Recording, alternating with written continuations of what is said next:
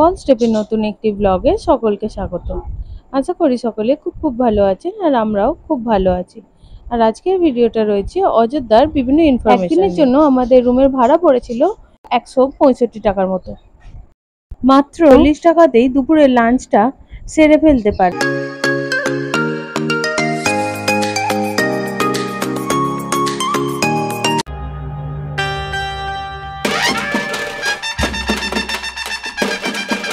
অযোধ্যা সিরিজের প্রথম ভিডিওতে আমরা আপনাদের সঙ্গে শেয়ার করেছি কোন কোন ট্রেন কলকাতা থেকে অযোধ্যা ডাইরেক্ট যায়, তাদের সময় কতক্ষণ সময় লাগে এবং তাদের ফেয়ার সমস্ত কিছু আপনাদের সঙ্গে শেয়ার করেছি। আজকে এই ভিডিওতে শেয়ার করব অযোধ্যায় গিয়ে কোথায় থাকবেন, কি খাবেন এবং কিভাবে ঘুরবেন। অযোধ্যায় তো আমরা পৌঁছে গেলাম, এবার আমাদের প্রধান কাজ হচ্ছে হোটেল নেওয়া। ওখানে অনেক হোটেলের সাথে সাথে অনেক ধর্মশালাও রয়েছে, যেগুলোতে আপনারা ফ্রিতেও থাকতে পারেন, আবার কিছু কিছু ধর্মশালা একদম মিনিমাম কস্টেও থাকতে পারে। চলুন তাহলে হোটেল আর ধর্মশালাগুলো দেখে নেওয়া যাক। বলে দিই আমরা কোন হোটেলটা নিয়েছি। দেখো, ওটা হচ্ছে রাম মন্দিরের গেট, আর ঠিক তার পাশেই এই যে ইউকো ব্যাংকের এটিএম, তার পাশ দিয়ে যে গলিটা হয়ে যাচ্ছে, এটা হচ্ছে আমরা এই হোটেলটা নিয়েছি। হোটেলটা ভেতর থেকে তোমাদের দেখিয়ে দিচ্ছি। অযোধ্যার রাম মন্দির যেহেতু চলতি বছরের জানুয়ারি মাসেই শুরু হয়েছে, তাই এখনো সব হোটেলের কাজ কমপ্লিট হয়নি। এখনো প্রায় প্রত্যেকটা হোটেলেই কনস্ট্রাকশনের কাজ চলছে। যেমন আমরা যেটাই ছিলাম, এটা এখনো হোটেল না বলেও হোমস্টে বলা যায়। দূরে যে বিল্ডিংটা দেখতে পাচ্ছেন, আমরা ওটারই নিচের তলায় ছিলাম। আর এই হোটেলটা ছিল একদম মন্দির লাগোয়া, মন্দিরের ঠিক পাশেই এটা ছিল। আর রুমগুলো ছিল খুব ভালো। চলুন তাহলে রুমগুলো দেখিয়ে দিই। রুমগুলো বেশ বড় ছিল আর পরিষ্কার পরিচ্ছন্ন ছিল। একটা বড় বেড ছিল আর ওয়াশরুমটাও ছিল বেশ পরিষ্কার। একদিনের জন্য আমাদের রুমের ভাড়া পড়েছিল 650 টাকা, মানে মাথা পিছু 165 টাকা। আমি আগেই বলেছি অযোধ্যায় প্রচুর হোটেল এখনো কনস্ট্রাকশনের কাজ চলছে, তাই সব হোটেল বা হোমস্টেগুলো এখনো সেইভাবে নির্দিষ্ট কোনো নামের বোর্ড দেওয়া নেই।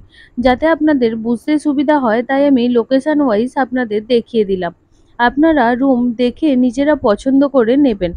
যেহেতু আমরা উইকেন্ডে গিয়েছিলাম, তাই প্রচুর ভিড় থাকার কারণে রুম দেখাতে পারলাম না। যারা স্টেশনের কাছে থাকতে চাইছেন, এই হোটেল হনুমন্ত প্যালেস রয়েছে। এছাড়াও এই লাইনে রয়েছে আরও বেশ কিছু হোটেল। এটা একদমই স্টেশনের পাশ দিয়ে যে রাস্তা দিয়ে মন্দিরের কাছে আমরা আসছি, সেই রাস্তাতেই এই হোটেলগুলো রয়েছে। রাস্তার দুদিকেই রয়েছে সারি দিয়ে অনেক হোটেল। আরও একটা হোটেল আমি এখানে দেখিয়ে দিচ্ছি। দেখুন, এই যে ডান দিকে লেখা রয়েছে হোটেল রামায়ণম। এই হোটেলটাও আপনারা একবার দেখতে পারেন। এছাড়াও যারা হনুমানগড়ির কাছাকাছি থাকতে চাইছেন, তারা হনুমানগড়ির একদম সামনেই প্রচুর হোটেল পেয়ে যাবেন। আর হনুমানগড়ির বাইরে মেন রোডের কাছে যারা থাকতে চাইছেন, হনুমানগড়ির উল্টো দিকেই রয়েছে এই হোটেলটা, এটাও আপনারা দেখতে পারেন। এছাড়াও যারা স্টেশনের কাছাকাছি কোনো ডরমিটরি বা ধর্মশালার খোঁজ করছেন, তারা এই স্টেশন থেকে বেরিয়েই সোজা রাস্তায় যেতে পারেন। টোটো স্ট্যান্ড থেকে সোজা এগোলেই বেশ কিছু ধর্মশালা আপনারা পেয়ে যাবেন। এটা রয়েছে অযোধ্যা স্টেশনের একদম কাছেই। দেখুন, অযোধ্যা স্টেশনটা ঠিক এর উল্টো দিকটাতেই, আর এটা রয়েছে অযোধ্যা স্টেশনের একদম সোজাসুজি। এই যে অযোধ্যা স্টেশন, আর সোজা রাস্তাতেই রয়েছে বেশ কিছু ধর্মশালা। আর সামনে যে অরেঞ্জ সাদা জিনিসটা দেখতে পাচ্ছেন, ওখানে ডরমিটরি টাইপের একটা সিস্টেম করা হয়েছে, যেখানে একসঙ্গে অনেক মানুষ থাকতে পারবে। তবে ওখানে টিকিটের ব্যবস্থা রয়েছে, টিকিট কেটে আপনারা একসঙ্গে অনেক মানুষ ওখানে থাকতে পারবেন। আর এটা একদমই স্টেশনের কাছে। হোটেল, ধর্মশালা এগুলো প্রত্যেকটারই লিংক ডেসক্রিপশন বক্সে দিয়ে দেব। আপনারা চাইলে লিংক দেখে নিতে পারেন, অথবা আমি ভিডিওতে যেভাবে বুঝিয়ে দিয়েছি সেইভাবেও দেখে আপনারা দেখে নিতে পারেন। হোটেল তো আমাদের নেওয়া হয়ে গেল, এবার আমাদের খাবার কিছু ব্যবস্থা করতে হবে। অযোধ্যায় গিয়ে কোথায় খাবেন বা কী ধরনের খাবার পাওয়া যায়, তার কেমন কি দাম, চলুন তাহলে সেগুলো দেখে নেওয়া। সকালে রামলালা দর্শন করতে গিয়ে মন্দির থেকেই লুচি আর বোঁদে দিয়েছিল, সেইটা দিয়ে আমরা সকালের ব্রেকফাস্টটা সেরে নিয়েছিলাম। দুপুরের লাঞ্চটা আমরা নয়াঘাটের কাছে একটা হোটেল থেকে করেছিলাম। খাবারের কোয়ালিটি খুব খারাপ থাকার কারণে হোটেলের নাম আর আপনাদেরকে বললাম না।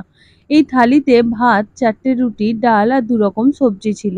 এটার দাম ছিল 80 টাকা, যেটা দুজনে অনায়াসে খেতে পারবেন। মানে 40 টাকা পার হেডে আপনারা দুপুরের লাঞ্চটা সেরে ফেলতে পারেন।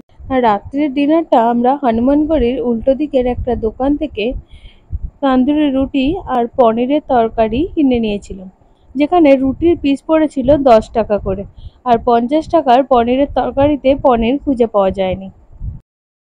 খাবারগুলো খেতে খুবই খারাপ ছিল। এছাড়াও মন্দিরের উল্টো দিকে আরো বেশ কিছু হোটেলে ছিল, চাইলে আপনারা সেখানেও ট্রাই করতে পারেন। আর তার ঠিক পাশেই ছিল সেরে প্রধান রেস্টুরেন্ট। থাকলাম, খেলাম, কিন্তু এবার আমাদের ঘুরতে হবে। কিসে করে ঘুরবেন? অযোধ্যায় অনেক টোটো এবং সরকারি বাসের অপশান আছে। সেই সরকারি বাসগুলো কোথা থেকে পাবেন বা টোটো কোথা থেকে পাবেন, সেগুলোর ফেয়ার কি, চলুন তাহলে ভিডিওটা দেখতে থাকুন, সেগুলো জানতে পারবেন। মন্দিরের সামনে থেকেই প্রচুর টোটো রয়েছে, যেগুলো 200 টাকা 250 টাকা চায় নয়াঘাট যাওয়ার জন্য। এছাড়াও কিছু ব্যাটারি টোটোও রয়েছে, যেগুলো 20 থেকে 25 টাকা পার হেডেই নয়াঘাট যায়। আর যদি আপনারা আমাদের মতো করে যেতে চান, যেভাবে আমরা মাত্র 10 টাকা খরচ করেই নয়াঘাট পৌঁছে গিয়েছিলাম, তাহলে আপনাদের এই সরকারি বাসগুলো ধরতে হবে। এগুলো এসি বাস, এগুলো মন্দির চত্বর থেকে নয়াঘাট পর্যন্তই যায়। নয়াঘাট এগুলো লাস্ট স্টপেজ। এগুলো মাত্র 10 টাকা ভাড়াতে আপনাদের পৌঁছে দেবে নয়াঘাট। আর আমরাও এইভাবেই গিয়েছিলাম। সরজু নদীর এখান থেকে কিভাবে ফিরবে নিজেদের হোটেলে। আমাদের হোটেল ছিল মন্দিরের ঠিক পাশেই। আমরা যে বাসে এসেছি ওই বাসের লাস্ট স্টপ ওটাই, তাই ওখানেই বাসগুলো দাঁড়িয়ে রয়েছে। ওই বাসে করেই আবার তোমরা সেম পথে ফিরতে পারো।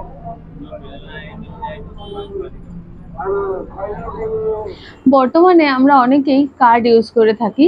সেক্ষেত্রে যদি ক্যাশের সমস্যা হয়, ক্যাশ উইথড্রল করতে হয়, ইউকো ব্যাংক এবং স্টেট ব্যাংকের এটিএম আমি অযোধ্যাতে মন্দিরের আশেপাশেই আমার চোখে পড়েছে। আমি আপনাদের সঙ্গে ভিডিওর মাধ্যমে সেই লোকেশনটা শেয়ার করে দেব। লোকেশনগুলো জানার জন্য ভিডিওটা সম্পূর্ণ দেখতে থাকুন। ঠিক পাশেই বিড়লা ধর্মশালার উল্টো দিকেই ছিল ইউকো ব্যাংকের এই এটিএমটা। এছাড়াও নয়াঘাট থেকে মাত্র 500 মিটারের মধ্যেই এই স্টেট ব্যাংকের এটিএমটাও ছিল। এছাড়াও আরও বেশ কিছু ব্যাংকের এটিএম ওখানে ছিল। আমি ডেসক্রিপশন বক্সে এর লিঙ্ক দিয়ে দেব, আপনারা চাইলে লোকেশন দেখে নিতে পারেন। ভিডিওটি যদি ভালো লেগে থাকে তবে লাইক, কমেন্ট, শেয়ার এবং সাবস্ক্রাইব করতে ভুলবেন না। আর যদি কিছু ইনফরমেশন এখান থেকে পেয়ে থাকেন তাহলে অবশ্যই বন্ধুদের সঙ্গে শেয়ার করে দেবেন। আর যারা ফেসবুক পেজ থেকে দেখছেন তারা পেজটিকে ফলো করে রাখবেন এরকম ইনফরমেটিভ ভিডিও পাওয়ার জন্য। বাই।